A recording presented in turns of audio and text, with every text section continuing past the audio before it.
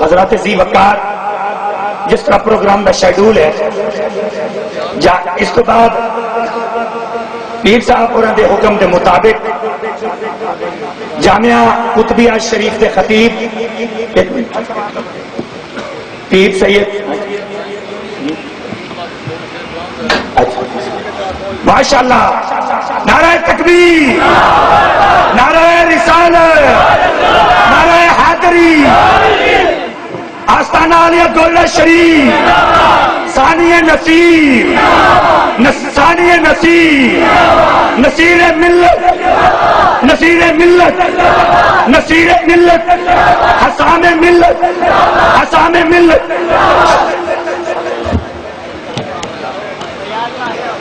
تھوڑا سا ذوق علی کم نظر آ رہا ہے کہ پہلی محفل سے خوش نصیب ہو اس علاقے کے لوگ کہ پیر سید حسام الدین گیلانی صاحب پہلی دفعہ کسی محفل کلام پیش کرنے جا رہے ہیں خوش قسمت ہو کسی صاحب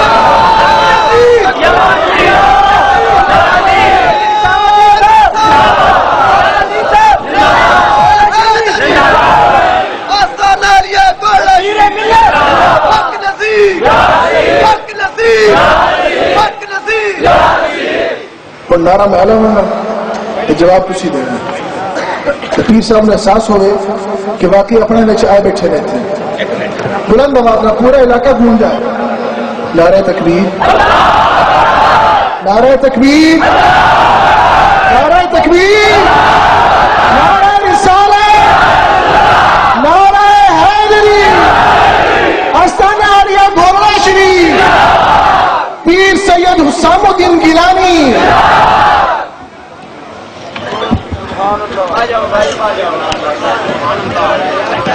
نحمده ونصلي ونسلم على رسوله الكريم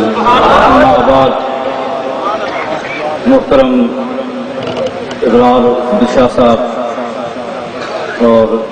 علی بابا اور دیگر علماء اور حضرات محفل السلام علیکم ورحمۃ اللہ وبرکاتہ السلام ورحمۃ اللہ وبرکاتہ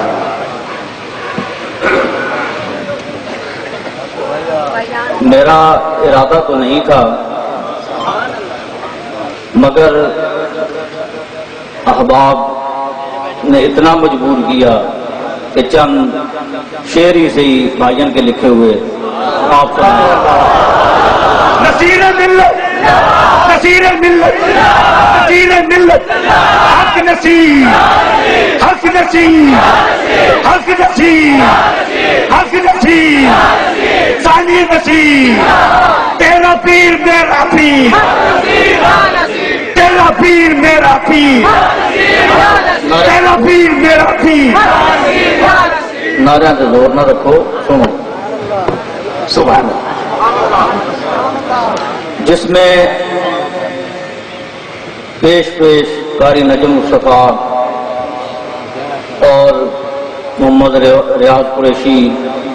مولانا مظفر حسین علی رضا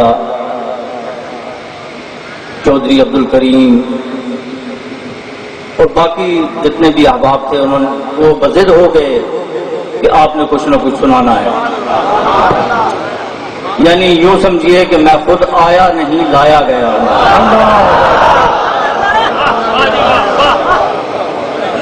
تو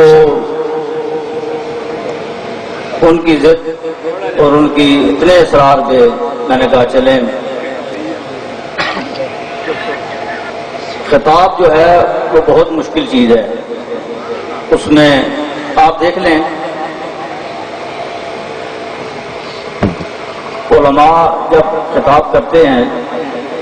تو زیادہ سے زیادہ آیت کریمہ کی تلاوت کر کے اس کا ترجمہ یا احادیث میں سے کوئی حدیث پڑھ لی مختصر سے ایک دو قصے بیان کیے اور سارے مگر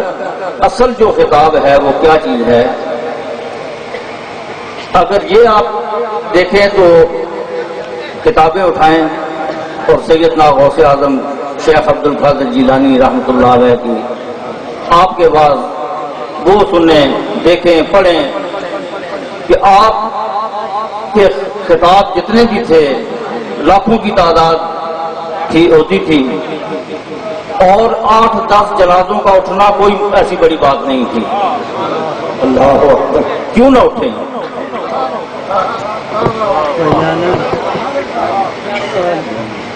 وہ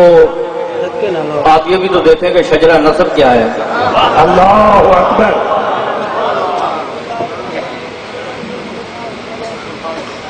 وہ شعر ہے نا، اے وہ کہ تیرا نانا نبی صلی اللہ ہے، سبحان اللہ، اے وہ کہ تیرا نانا نبی صلی اللہ ہے،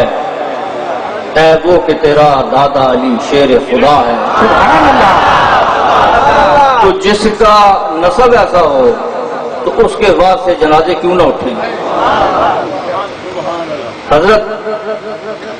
شیخ عبد القادر جیلانی رحمۃ اللہ علیہ کے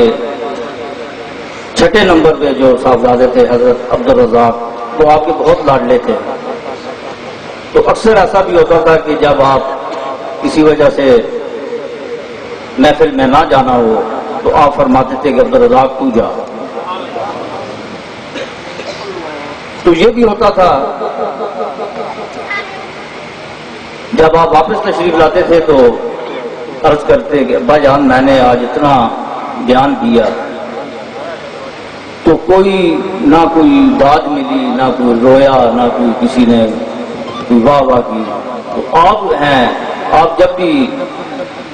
صرف اتنا بھی کہہ دیں کہ آج گھر میں یہ چیز پکی ہوئی ہے تو اس میں لوگوں کی چیخیں نکل جاتی ہیں،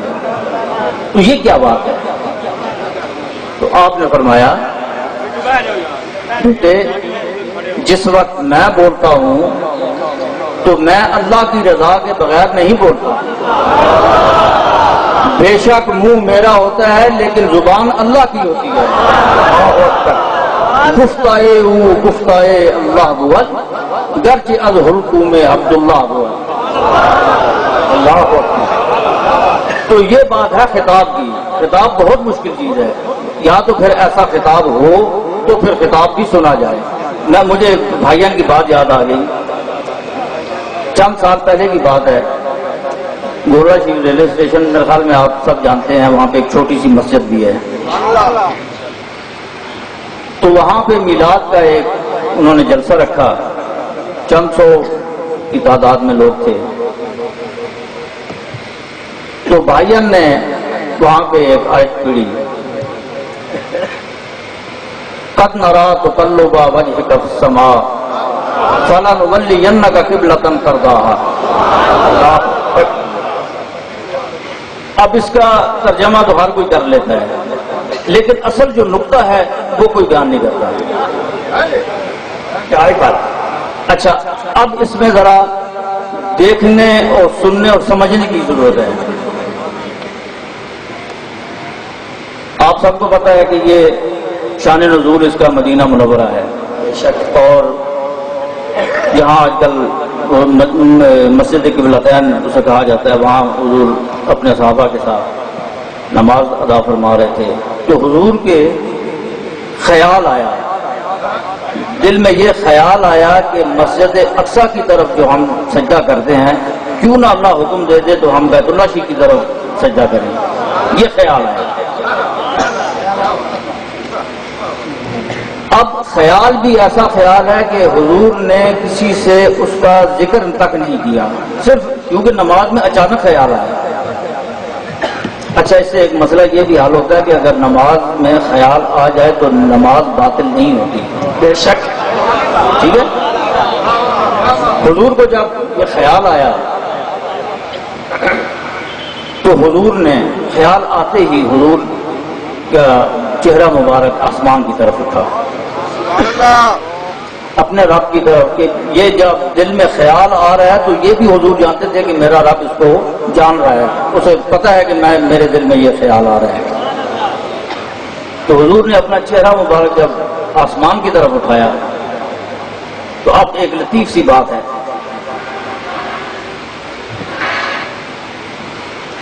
حضور نے جب چہرہ مبارک آسمان کی طرف اٹھایا، یہ خیال آتے ہی تو اس سے پہلے کہ چہرہ مبارک نیچے جھکے اللہ نے حکم دیا جبریل کو کہ فوراً جا اور میرے محبوب کو یہ خوشخبری دے کہ میں نے تیری آرزو اس رضا کو میں نے قبول کر لیا ہے، کہیں میرے محبوب کا چہرہ پریشانی کی حالت میں نیچے نہ جائے، اس سے پہلے کہ وہ نیچے جائے تو پہنچ۔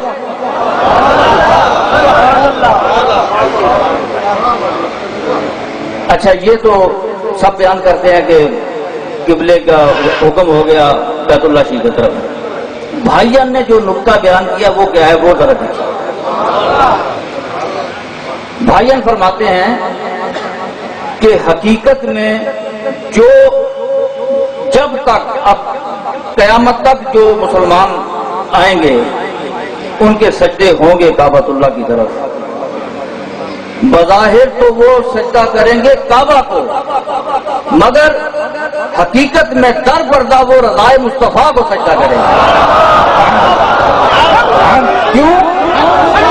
کیوں کہ یہ رضا ہے،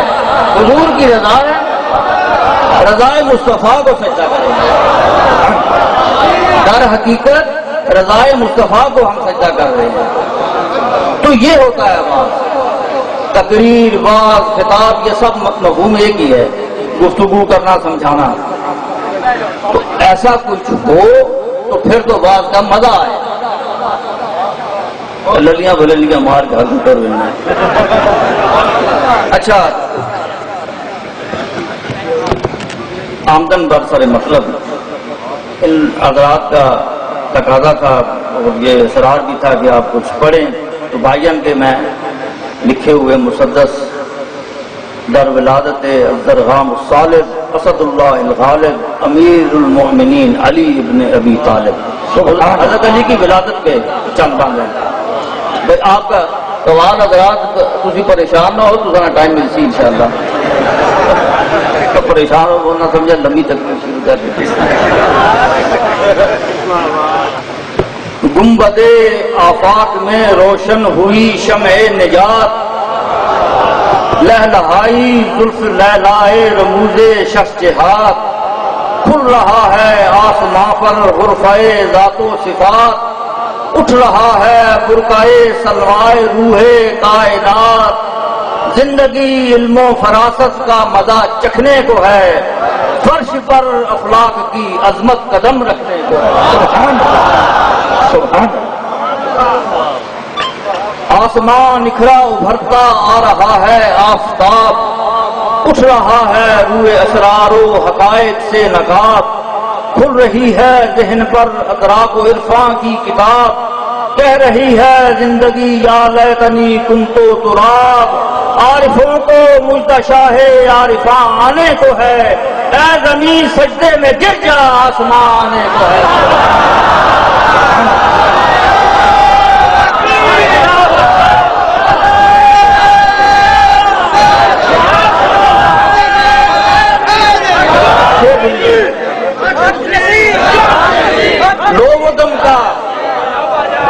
لو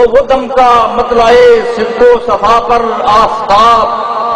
آسمان عقل و دانائی پہ وہ جھومے صحاب، لوگو آیا صاحب سیف و قلم گردوں جناب، مرحبا وہ آئے بزم آب و گل میں بو تراب، اور لوگ لوہے دہر میں نقش جلی پیدا ہوا، نو انسان کو مبارک ہو علی پیدا ہوا۔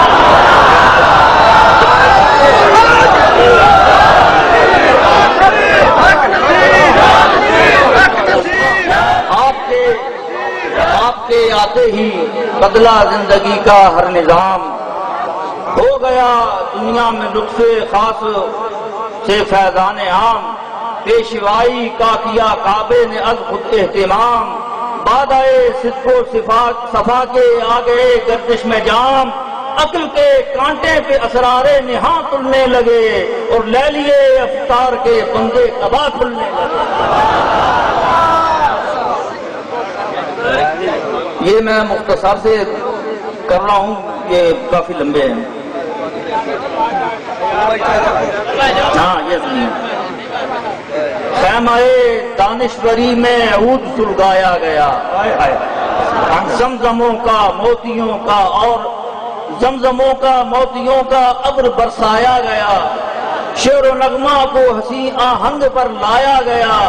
حور کو وجدائے جس پر راگ وہ گایا گیا، نو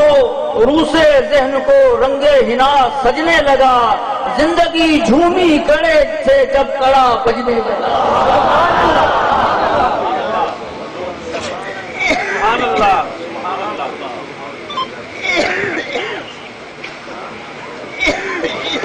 نوع انسانی کو انداز تکلم آ گیا، وہ تکلم جس سے باتوں میں تحکم آ گیا، اور وہ تحکم جس سے لہجوں میں ترنم آ گیا، وہ ترنم جس سے موجوں میں تلاطم آ گیا، اور وہ تلاطم جس سے پیغام صبا آنے لگا، اور وہ صبا جس میں برے جبریل لہرانے لگا۔